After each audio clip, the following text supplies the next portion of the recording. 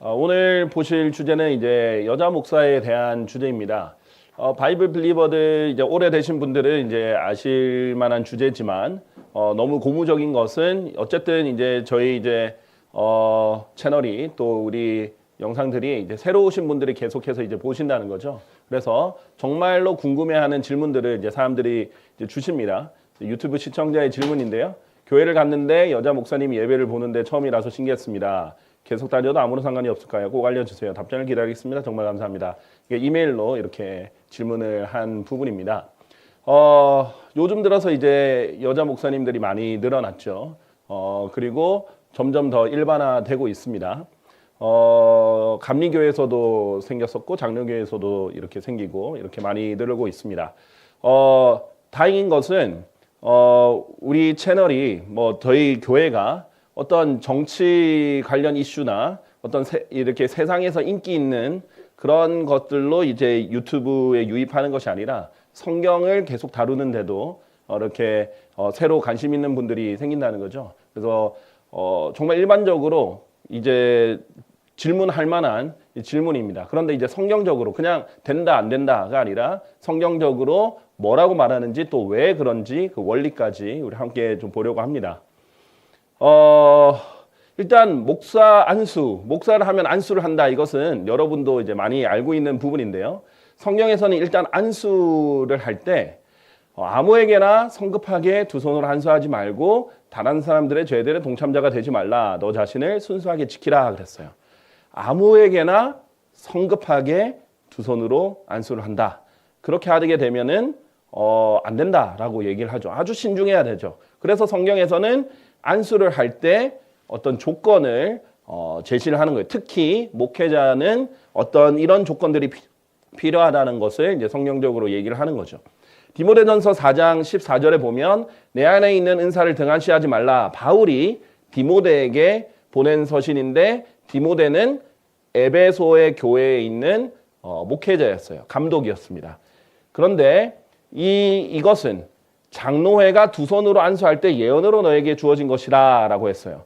그러면 이 디모데가 목회자로서 안수를 받을 때 장로회에서 안수를 받았다라는 것을 알 수 있는데 이제 여기서 말하는 장로는 흔히 우리가 말하는 일반 장로교회의 장로가 아니라 장로교회 장로는 설교를 하지 않잖아요. 성경을 가르치지 않잖아요.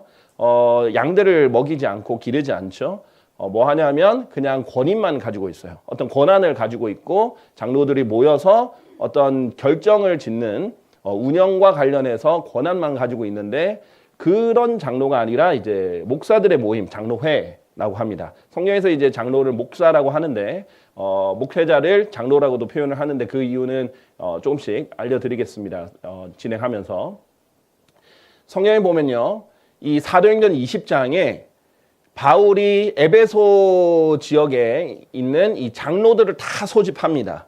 장로들을 다 소집했는데 장로들에게 뭐라고 하냐면 너희 자신에게 주의하고 양무리에게도 주의하라. 성령님께서 너희로 하여금 하나님의 교회를 먹이게 하시려고 양무리 위에 감독자들로 삼으셨으니 라고 되어 있습니다. 장로들을 불러서 뭐라고 말하냐면 다 장로들이에요. 근데 하나님께서 너희를 하나님의 교회를 먹이게 하셨다. 그러니까 영적으로 하나님의 말씀을 양식으로 비유하시죠. 이 양식을 먹이게 하셨다. 그러니까 하나님의 말씀을 가르치고 선포하는 그런 사람들을 장로들이라고 감독자들이라고 말씀하신 거예요. 그래서 장로는 그냥 어떤 운영위원회가 아니라 어떤 운영의 권한을 가지고 있는 게 아니라 장로는 실제로 영적인 장로로서 예전에 이스라엘은 정말 나이가 많은 사람이었거든요. 근데 디모데는 나이가 어렸단 말이에요. 젊었단 말이죠. 그런데도 불구하고 영적인로 성숙한 사람으로서 이제 말씀을 가르치고 말씀을 먹이는 역할을 하는 사람을 장로라고 부르는 거죠. 그래서 감독자들이다. 양무리 위에 감독자들 역할을 맡았습니다. 그래서 이 교회가 얼마나 소중한지 하나님 자신의 피값으로 값을 치르고 사신 교회다라고 알려주셨습니다. 자, 베드로전서 5장 1절에서 4절 보면요. 베드로전서는 베드로가 기록을 했잖아요. 근데 베드로가 뭐라고 하냐면 너희 가운데 있는 장로들에게 내가 권면하노라. 나 역시 장로요 그리스도의 순환들의 증인이요 또한 드러날 영광의 동참자니라. 자, 베드로가 뭐라고 하냐면 나 역시 장로다라고 얘기합니다. 자, 베드로는 명확하게 목회자였어요. 왜냐하면 베드로가 예수님을 부인하고 나서 예수님이 부활하신 뒤에 회복시켜 주시죠. 3번이나 부인했기 때문에 3번이나 나를 사랑하느냐고 질문을 하실 때 내 양들을 먹이라라고 명령을 하셨어요. 자, 양들을 먹이는 임무를 직접 예수님께 아주 명확하게 받은 인물이 대표적으로 베드로예요. 이 베드로가 자기도 장로다라고 했습니다. 양들을 먹이는 사람이기 때문이에요. 양들을 가르치고 먹이는 사람이고, 그렇기 때문에 너희 가운데 있는 하나님의 양무리를 먹이면서 그들을 감독하라라고 얘기를 하는 겁니다. 이것이 장로의 정리입니다.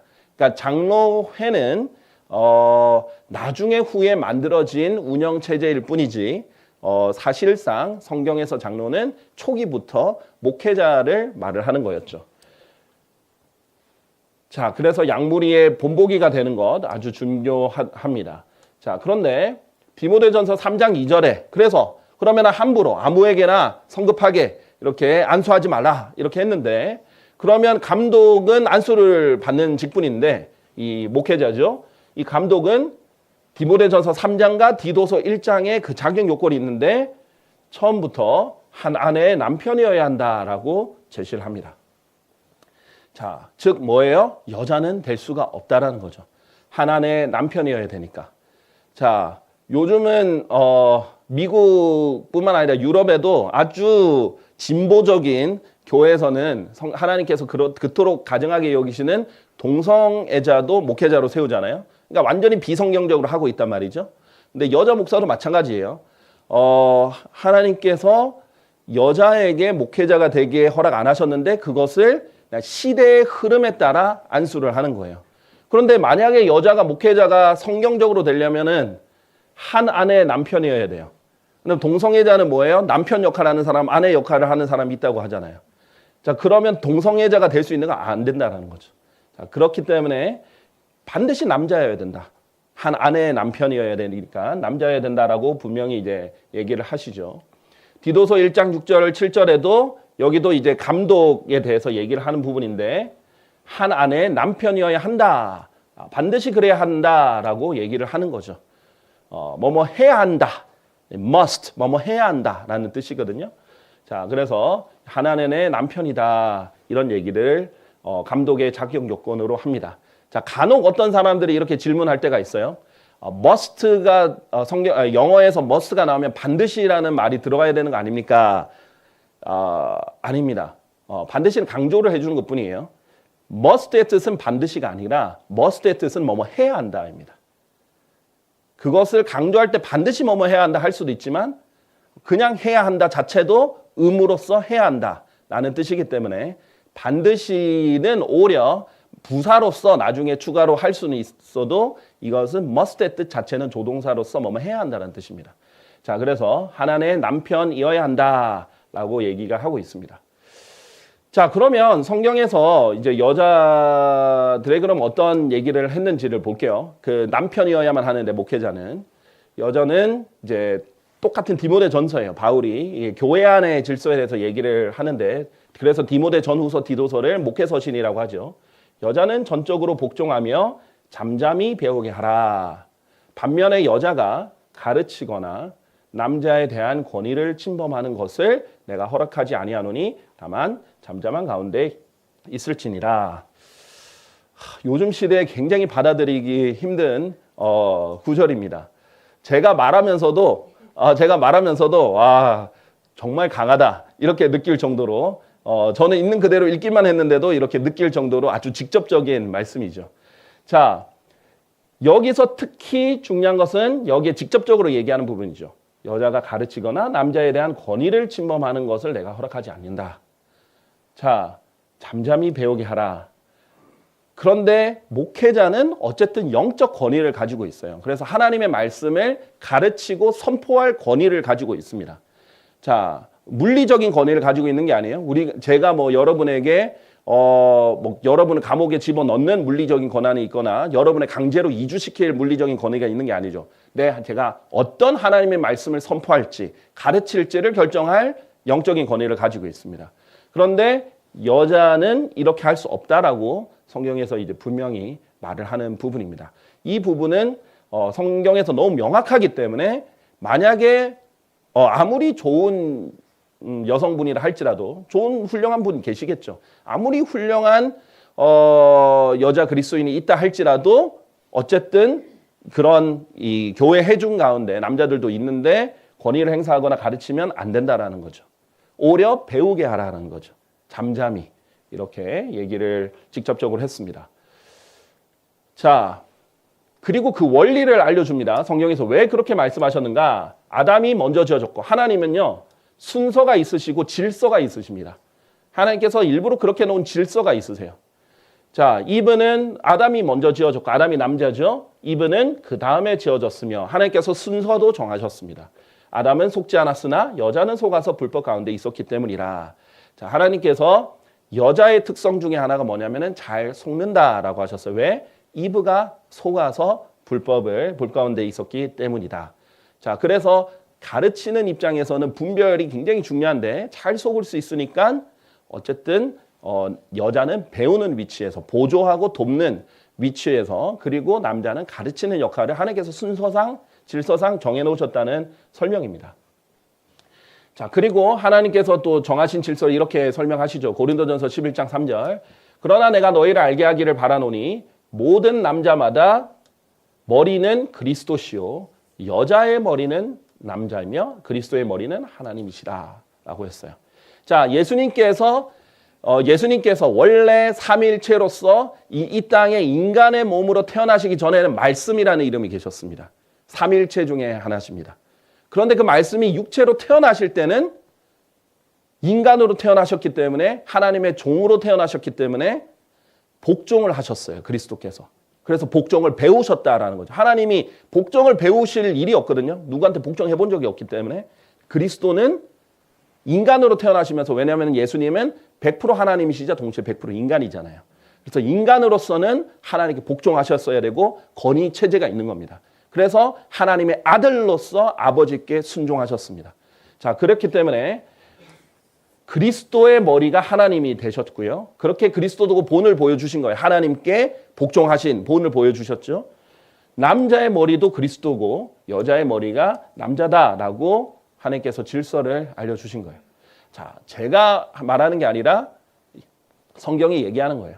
저는 미국에서 이제 청소년 시절을 보냈기 때문에 사실 남녀가 훨씬 더 평등한 분위기에서 자라서 사실 이런 말씀이 되게 익숙한 건 아니에요. 저도 뭐 이렇게 또 아직 젊기 때문에 이런 것이 익숙한 게 아니에요. 제가 더 선호한다는 게 아니에요. 그러나 하나님의 말씀이 그렇다는 겁니다. 자, 그렇기 때문에 아무리 훌륭한 여자 그리스도인이 있다 할지라도 감독의 위치로서 영적 권위를 행사할 수는 없다라는 겁니다. 그렇게 하면 그 교회는 명확한 하나님의 말씀을 위배해서 무언가를 하는 거예요. 자, 하나를 쉽게 위배하는데 두 개를 쉽게 위배하지 않겠어요? 하나님께서 작은 것에 신실한 사람에게 큰 것을 맡기시는데 작은 것도 신실하지 않으면 어떻게 큰 걸 맡기겠어요? 어쨌든 바이블 빌리버이고 그 다음에 또 하나님 바른 말씀을 사랑하시는 사람들은 그래도 눈에 보이는 정확하고 바른 말씀, 바른 교리를 소중히 여기는 사람들이잖아요. 그러니까 그렇게 적어도 눈에 확실히 보이는 것들은 따라야 되는 거죠. 성경에서 직접적으로 얘기를 했기 때문입니다. 하나님께서는 권위를 소중하게 여기세요. 원래 하나님께서 세우신 나라도 민주주의가 아니라 왕국이잖아요. 왕의 권위로 이렇게 다스리는 거잖아요. 마찬가지예요. 남편과 아내 있을 때 하나님께서 성경에서 자주 말씀하시죠.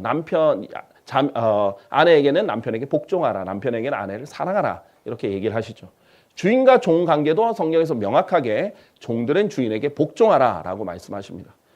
왕과 신하들 관계도 권위 체계로 복종하라 이렇게 얘기를 하시죠. 국가의 권위 또한 하나님께서 인정을 하십니다.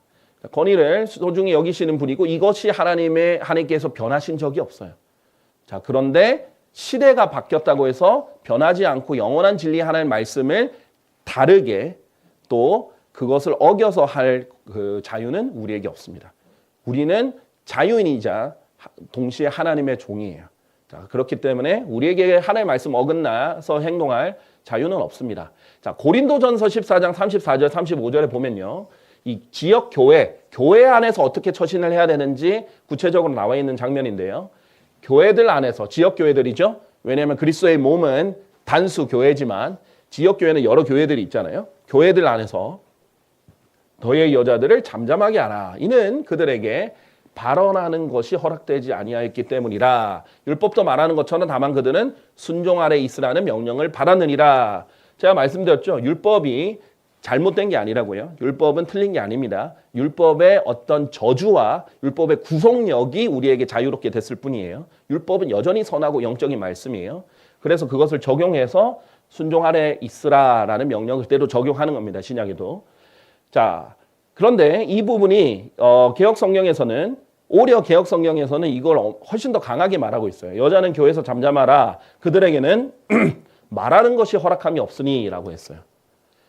여기서 성경은 speak라고 했지 say나 tell이나 talk를 하지 않았어요. talk는 그냥 일반 말이에요, 그냥. 그런데 여기서 speak는 일반 말보다는 어떤 연설이나 발언 등의 포괄적인 아주 공식적인 그런 부분들이에요. 자, 그러니까 말하는 것이 허락되지 않았다. 그러면 교회에서 말 한마디도 못하게 되는 거예요. 아, 이거 성경을 지켜야 하잖아요. 말하는 것이 허락되지 않았다. 저는 이걸 보면서 항상 놀랐어요. 와, 말도 못하게 하는구나. 대단하다. 근데 그게 아니라 speak, 이것의 이제 명사형이 speech거든요. 여기서도 마찬가지입니다. 이 고린도전서 14장 34절 35절 이어져서 보면요. 그리고 만일 그들이 어떤 것이 배우려 한다면 심지어 배우는 것도 그들로 하여금 가정에서 자기 남편들에게 묻게 하라. 그만큼 잠잠하게 했다 이거죠. 이는 여자들이 교회 안에서 바라는 것이 수치이기 때문이라 심지어는 수치다라고 했습니다. 자, 여기서 말하는 거는 발언이라고 했죠. 그냥 일반 말이 아니에요. 입만 열면 수치가 아니라 여기서는 어떤 공식적인 연설과 발언을 하는 것이 그렇게 권위를 행사하는 것이 수치다라는 건데요. speak의 뜻을 보면요. 뭐 연설을 하다, 강연을 하다 이런 공식적인 또 공개적인 그런 부분가 있고요. 어떤 입장을 표명을 하거나 어떤 의사를 드러내거나 이런 좀 공식적이고 일반 대화랑 조금 다른 측면이 있습니다. 스피치의 이 명사형을 보면요.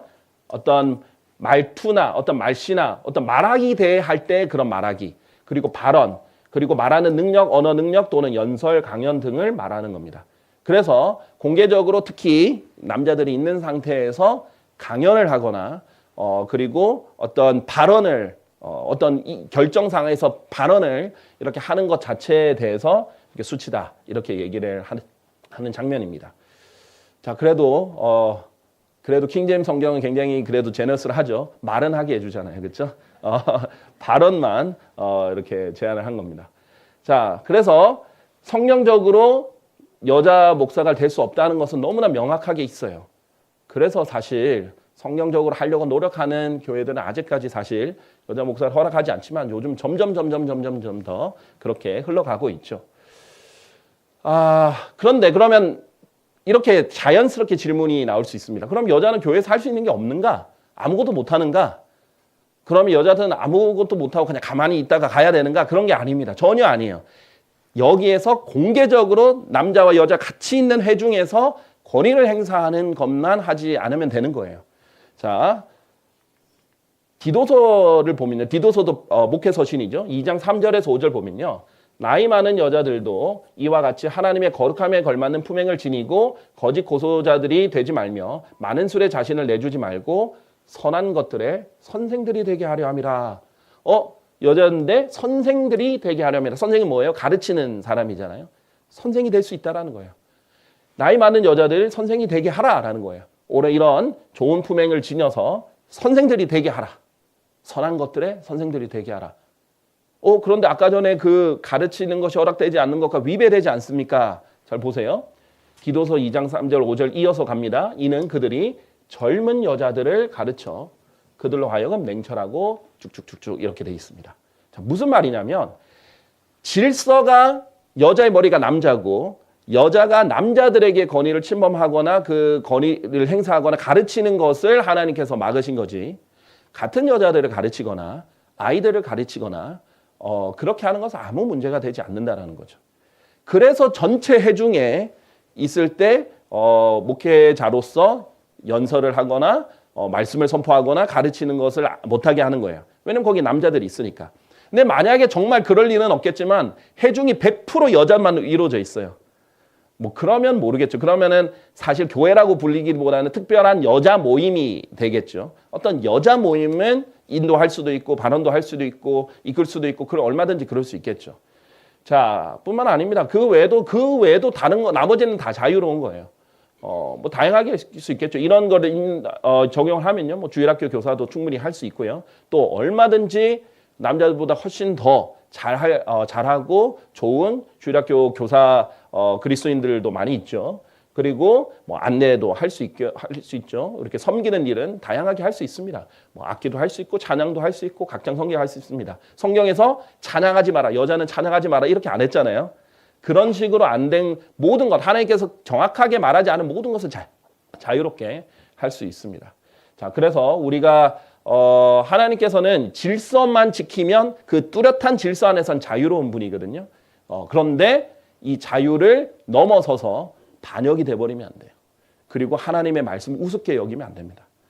대놓고 이것은 하나님의 말씀을 우습게 여기는 결과가 되는 거예요. 그래서 아무리 그 여자 목사님이 좋은 말씀을 전하고 훌륭한 뭐 얘기를 한다 할지라도 일단 거기서부터 이 교회는 성경을 순종하지 않는 곳이구나 하나는 적어도 점검을 할 수 있게 되는 거예요. 그래서 흔히들 가질 수 있는 질문이고 요즘 시대는 너무나 당연시 여길 수 있는 질문이지만 성경적으로 어떤 것인지 알려드렸습니다. 자, 그런데 이것이 시대의 흐름 때문에 그런 것이다라는 것을 말씀드리고 싶어요. 동성애자 목회자 지금 충격적이죠. 그런데 이걸 들으면 지금 충격적인데 10년, 20년 뒤에는 흔히 볼 수 있는 일이 될지도 모릅니다. 사실 여자 목사도 한 20년, 30년 전에는 충격적이었어요. 우리나라도 아마 감리교도 아무리 빨라도 30년 전에는 여자 목사 없었을 거예요. 그때만 해도 이슈가 많았어요. 장로교회도 마찬가지입니다. 여자 목사 이렇게 세울 때 많았어요. 근데 지금은 너무나 당연하게 유명한 여자 목사님들이 유튜브에서 많이 등장하고 계시는 거예요. 사람들도 그러려니 하고 있는 거예요. 자, 이게 이 시대의 특징이라는 거 설명드리고 왜 하나님의 권위를 지키는 것이 중요하고 마귀는 왜 이 권위를 자꾸 뒤집으려 하는지 이런 흐름들 한번 보도록 하겠습니다. 지금 시대는요. 인권, 영어로 human right이죠. right이 권리라는 뜻입니다. 신권, divine right이라고 하죠. divine이 신의, 신성한 이런 뜻인데요. right이라고 합니다. 요즘 시대는요. 인권이 신권보다 훨씬 더 높은 시대예요. 사실 몇백 년 전만 해도요. 중세시대나 이런 유럽에 보면요. 신권이 인권보다 훨씬 더 높았던 시대죠. 그거를 가톨릭 교회가 남용하던 시대입니다. 자, 하지만 지금은 너무나 대놓고 사람들이 신의 이름을 함부로 모독하고 하나님을 우습게 여기고 모독하면서 인간의 권리를 굉장히 높이는 시대입니다. 자, 그런데 이런 특징을 가진 교회가 있었어요. 성경에 나오는 교회 중에 이 요한계시록에 보면 라오디케아 교회가 있는데 이 7교회 중에 유일하게 칭찬 하나 없이 책망만 들은 교회입니다. 근데 이 라오디케아의 뜻이요. 사람들의 권리, people's right. 다시 말하면 people이 뭐예요? 국민이라는 뜻이거든요. 이것을 우리나라에서는 국민이라고 번역을 주로 하고요. 북한 같은 데서는 민중이라고도 많이 표현을 하겠죠. 인민이라고도 많이 표현을 합니다. 인민의 권리 또는 국민의 권리, 민중의 권리, 사람들의 권리 다양하게 표현할 수 있습니다. 어쨌든 이 사람들이라는 뜻 자체가 사람 인자이기 때문에 인권을 말하고 있는 겁니다. 그래서 인권을 신권보다 높이는 이 마지막 시대의 특징과 굉장히 일치하는 특징이 라오디케아 교회에 있습니다. 이 교회 이름 자체가 인권이니까요. 쉽게 말하면. 다음으로 라오디케아인들의 교회 천사에게 기록하라. 아멘이요 신실하고 진실한 증인이며 하나님의 창조의 시작이 이런 것들을 말하노라. 그렇다면 내가 그토록 미지근하여 차지갑지도 않고 뜨겁지도 않은 까닭에 나는 나의 입에서 너를 토해내겠노라. 미지근한 게 특징이죠. 또 두 번째는 보세요. 나는 부유하고 소유무들로 융성해졌고 부족한 것이 아무것도 없도다 하면서 내가 비참하고 가련하며 가난하고 눈멀며 헐벗은 것을 모르기 때문이라. 자, 이 라오디케아인들의 교회의 특징은 이 인권, 교회의 특징은 뭐냐면요. 부유해요. 아주 부유합니다. 지금 요즘 시대, 우리 흔히들 마지막 시대라고 하는데 이 마지막 시대만큼 인류가 이렇게 부유했던 적이 거의 없죠. 요즘은 아무리 가난한 사람도 웬만한 건 다 가지고 있어요. 제가 깜짝 놀랐던 거는 필리핀의 그 판자촌에 살던 사람들도 집에 TV는 다 있어요. 네. 핸드폰은 다 가지고 다니더라고요. 요즘 뭐 세탁기 거의 없는 집이 거의 없죠. 네. 뭐 냉장고 없는 집 거의 없죠. 그러니까 요즘은 부유해요. 그런데 계속 비교를 하니까 자기는 상대적인 박탈감을 느껴서 부유하지 않고 가난하다고 생각할 뿐이지 먹는 걸 못 먹어서 굶어 죽는 사람 거의 없잖아요. 사실 의지만 있으면 굶어 죽을 일은 거의 없는 나라지 않습니까? 우리나라가. 이런 부유하고 그다음에 소유물들이 많고 그다음에 부족한 것이 없다라고 이렇게 하는 부유함의 특징이 있는데 굉장히 미지근하죠. 자, 우리가 생각해 보면 지금 이처럼 박해가 없는 시대가 없을 거예요. 이 교회사 시대 2000년 동안 이렇게 박해가 없고 이렇게 자유롭게 복음을 전할 수 있는 시대가 사실 없다라고 볼 수 있을 만큼 굉장히 자유롭습니다. 박해가 거의 없어요. 물론 이제 아주 일부 나라는 지금 시대에도 있지만 특히 대부분의 나라들에는 매우 자유롭습니다. 자, 예전에는 어떻게 했어요? 예수 그리스도를 자신의 주인으로 시인하는 것만으로도 화형에 처해질 수도 있고 콜로세움에 넣어져서 동물들에게 뜯겨 먹힐 수도 있고 공개적으로 조롱당하고 직장도 못 구하고 산속으로 들어가야 되고 지하로 들어가야 되고 토굴 속에 들어가야 되는 시대가 있었습니다. 그런데도 그 사람은 많은 성경 지식이 있었던 것도 아니에요. 심지어 성경책도 다 없었습니다. 다 일일이 필사해서 자기가 읽으려고 자기가 직접 베껴서 썼던 그런 성경을 가지고 다녔던 그런 시대임에도 목숨을 걸고 예수님을 믿었던 시대고 목숨을 걸고 예수님을 전했던 시대예요. 그런데 지금은 이 모든 것을 할 수 있는 시대고 성경도 집에 몇 권씩 있을 수 있고 얼마든지 자유롭게 전할 수 있지만 얼마나 미지근합니까? 그 시대들에 비하면. 이런 인권이 높여진 시대 그리고 그런 교회의 특징을 성경에서 많이 보여주는 거죠. 자, 그래서 이 시대의 특징 중에 하나가 뭐냐면 거의 모든 게 인권이에요. 인간을 높인 거예요. 자, 그래서 지금 대부분이 이제 채택하고 있는 대부분의 우리 나라들, 유엔에 가입된 대부분의 나라들 채택하고 있는 정치 운영 체계 방식이 뭐예요? 민주주의죠. 제가 정치를 왜 그렇게 강조를 하지 않느냐? 당연히 저는 차별금지법 반대합니다. 그건 안 좋다라는 거 말씀을 드릴 수 있어요. 뭐 낙태하면 안 된다 말씀드릴 수 있어요. 그러나 어떤 정치를 수호해야 된다, 어떤 당파를 수호해야 된다 이렇게 잘 하지 않습니다. 특히 뭐 자유민주주의를 수호해야 된다. 이것이 교회 강단에서 나오는 것은 저는 매우 어폐가 있다고 느껴집니다. 자유는 매우 소중한 하나님이 주신 개념이에요.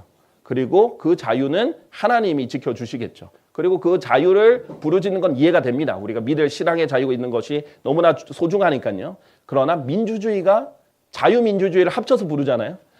마치 자유민주주의를 지키는 것이 하나님의 뜻이고 이것이 교회 강단에서 해야 되는 뜻이라고 생각하는 것을 만드는 것은 매우 잘못된 일입니다. 이것은 강단에서 선포해야 될 일이 아닙니다.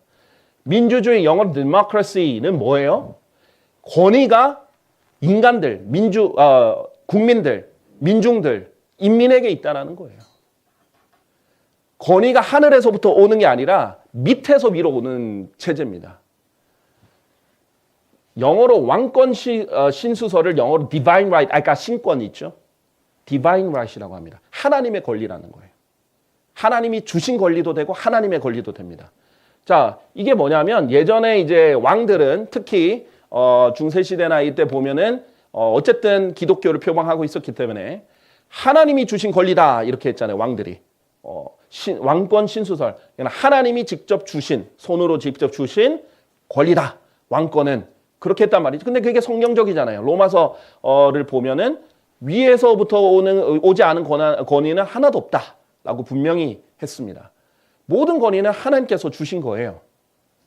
그 사람들이 대단한 사람들이라는 게 아니에요. 그 사람들 훌륭한 사람들이라는 게 절대 아닙니다. 히틀러 같은 사람도 있어요. 어떤 정말 형편없는 왕들도 있죠. 어쨌든 하나님의 권한이에요. 그렇기 때문에 우리는 그 당시는 뭐예요? 투표를 해서 왕을 뽑을 생각을 안 했죠. 어떻게 했어요? 하나님이 알아서 주시는 거예요. 마치 우리가 태어났더니 남자로 태어났거나 우리가 태어났더니 여자로 태어났거나 태어났더니 종으로 태어났거나 태어났더니 한국인이었거나 하나님 다 주신 거잖아요. 그럼 우리가 그걸 받아들이고 사는 거잖아요. 그런데 이 민주주의는 인권이 높아졌을 때의 결과입니다. 당연한 결과죠. 인간들이 다 결정을 하고 인간들의 권한을 높이는 겁니다. 누가 주인이라는 거예요? 하나님이 아니죠. 국민이 주인이라는 거잖아요. 인민이 주인이라는 거지 않습니까? 영어로 둘 다 people입니다. 자, 인권을 신권보다 더 높이는 시대의 대표적인 국가 형태입니다. 이런 인권을 높이니까 어떻게 해요? 당연히 뭐도 높아요? 모든 권위를 이제 뒤집어야 되겠죠. 하나님이 위에서 주시는 권위를 이제 밑으로 올리면서 뒤집었죠. 당연하죠. 하나님이 질서를 만들어서 남자와 여자의 질서를 만들었는데 이걸 뒤집는 거예요. 여성의 권리, 그 다음에 동성애 및 성소수자들, 소돔족들이죠. 성경에서 말하는 그런 소돔족들의 권리 등등 이런 모든 것을 뒤집어 엎습니다. 요즘은 심지어 동물의 권리, 짐승의 권리도 사람만큼 높이고 있죠. 뒤집어질지도 몰라요. 하나님께서 자기가 현명하다는 사람 어리석게 만든다고 신들도 격화됩니다. 그래서 로마서 1장에 보면 사람들이 우상 숭배하면 얼마나 어리석게 되고 하나님을 부인하면 얼마나 어리석게 되냐면요. 하나님에서 그 위대하신 하나님, 형상으로 만들 수도 없는 그 창조주 하나님을 인간, 사람, 우리가 똑같이 눈으로 보고 같이 화장실도 가고 실수도 하고 넘어지고 그런 기저귀 갈아야 되는 그런 사람들을 신으로 섬기는 것도 얼마나 어리석은 거예요. 근데 네 발 달린 짐승들, 기어다니는 것들, 나중에는 아메바? 왜냐면은 그 진화론의 창조주는 누구예요? 아메바 아니에요. 아메바에서 모든 것이 나왔으니까. 자, 그렇게 어리석어지는 거예요. 모든 권리를 뒤집어 엎는 겁니다. 이것이 당연한 결과로 나오는 거예요. 그렇기 때문에 지금 마지막 시대의 기준으로 세상의 시대 흐름의 기준으로 성경을 봐서는 안 돼요. 성경은 불변한 그 진리, 그것이 옳고 선하고 순수하고 그렇게 했을 때 행복해요. 그렇게 했을 때 아름다워요. 그렇게 했을 때 모든 것이 다 들어맞아요. 그냥 역할이 주어진 겁니다. 사실상 리더는 더 힘들어요. 사실상 뭔가를 책임진다는 건 어깨가 더 무겁습니다. 사실상 무엇인가를 이끌어 가야 된다는 건 어려운 일이에요. 그런데 역할이 다른 거예요. 그런 역할에 만족하고 하나님이 주신 모든 것에 만족하고 순종하고 살 때 진짜 행복이 있는 거거든요. 그리고 거기에서 하나님이 역사해 주시는 거예요. 사람들이 봤을 때 얼마 보잘것없는 것 거기서 역사하시는 거예요. 왜 그것의 경중을 따지나요? 스스로 자기가 하나님이 나에게 맡긴 일을 낮추는 겁니다. 격하하는 거예요. 아이를 돌보는 일 얼마나 고귀한 일이에요. 그 세상의 어떤 커리어보다도 어떻게 보면 고귀한 일이에요. 그런데도 불구하고 이것을 오히려 형편없게 여기고 이것이 마치 하찮은 일로 여기고 불평하고 나도 저 사람들처럼 되려고 한다. 이렇게 해서 뒤집어 엎는 이런 것이 세상의 풍조입니다.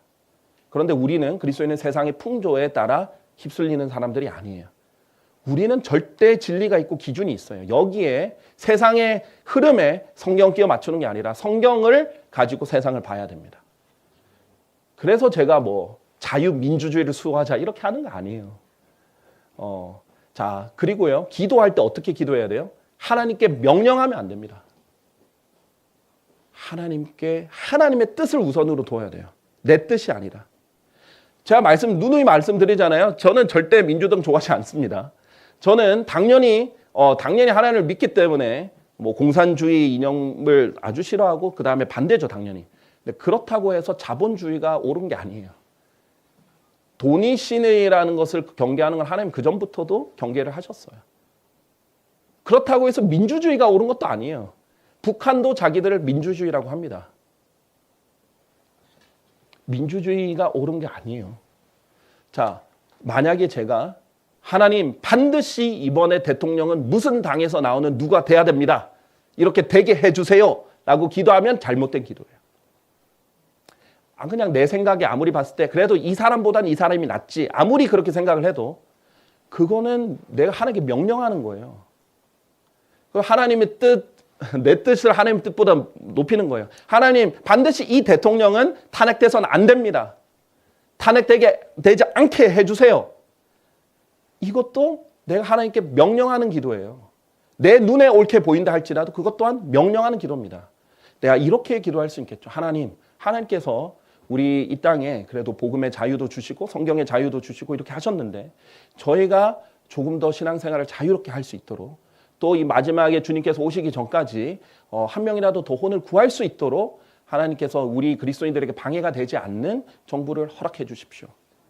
이렇게 기도할 수 있게 그건 하나님께 맡겨야죠. 어떤 절대 진리는 없습니다. 이 정치에서 무엇은 진리를 찾겠습니까? 자악이 있을 뿐이에요. 둘 다 악이에요. 제가 봤을 때. 둘 다 형편없고 둘 다 비천하고 천하고 그러나 자악이 있을 뿐이에요. 이것보다는 이게 조금 더 낫다. 그 정도로 얘기할 수 있을 뿐이에요.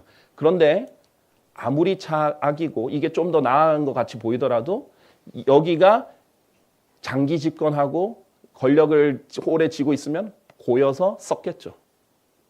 왜냐하면 이 사람들이 선이 아니니까. 이 사람들이 그리스도인들이 아니니까. 그렇죠? 이 세상 정치는 그래서 자꾸 엎치락 뒤치락 해야 조금 덜 썩는 것일 수도 있어요. 이건 제 개인 생각입니다. 어쨌든 내가 하나님께 명령하듯이 이번에는 이게 반드시 돼야 됩니다. 그런데 많은 교회들이 그렇게 기도한다는 거예요. 그게 진리가 아닌데도 불구하고. 그래서 제가 어떤 것을 지나치게 강조하지 않으려는 겁니다. 저는 제가 봤을 때 이것을 너무 지나치게 강조했을 때 아무리 좋은 것이라도 그것이 진리에 벗어나서 지나치게 돼가지고 그 잘못된 길로 제가 인도할 수 있기 때문에 그런 거예요. 자, 어쨌든 이 지금 시대 흐름, 이 시대 흐름의 풍조에 따라가면 안 된다. 여기를 반대를 해야 된다라는 것이고 여자 목사의 경우도 이와 비슷한 경우다라는 것을 이제 말씀을 드립니다. 그렇게 이제 말씀을 드리면서 오늘 이제 마무리를 할 텐데요. 결론적으로 그렇습니다. 지금 시대가 이렇게 권위를 뒤집어 엎는 시대인데 이것이 교회까지 들어와서 동성애 목회자 그리고 여자 목사도 생기고 있는 추세입니다. 여러분은 바이블 블리버로서 이제 성경적인 그 진리를 잘 따르시길 바랍니다. 감사합니다.